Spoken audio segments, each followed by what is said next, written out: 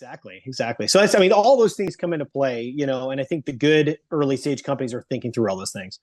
All right, Carl. So let's swing this back around to the retail side of things. So that Mhm. you've already established that there's less money going around. There's still Mhm. a lot of good consumer startups out there.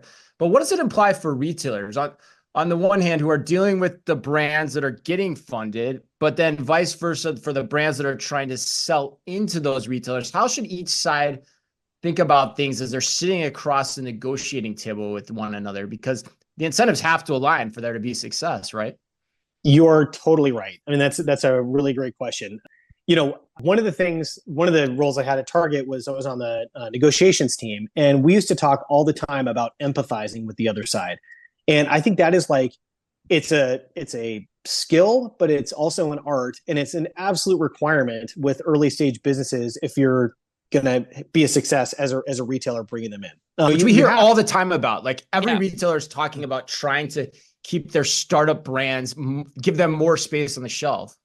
Absolutely, and I can understand why they're saying that. And, that's a good thing. But at the same time, if you're going into these negotiations and you're saying, give me 90 days dating in order for you to get on my shelf for an early stage consumer business, I mean that could be the death knell for them. Yeah.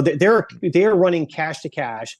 Their goal is to get money back in the coffers as fast as they can so they can produce inventory.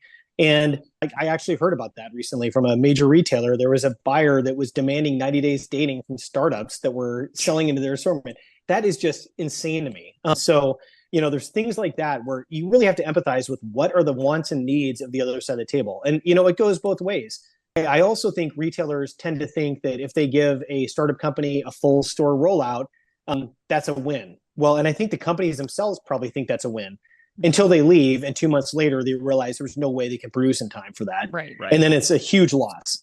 I think the companies, have to be responsible enough to know like what can they actually take on, what how much is too much to bite off, and how do they like kind of dial it in so that they can be as effective as they can be to make the retailer happy and vice versa. So, I think it's really something that both the retailers and the startup companies or in the early stage consumer companies have to like keep front and center. It's just like know what the other side wants and needs, and how do you find a point of commonality in between that'll be a win-win.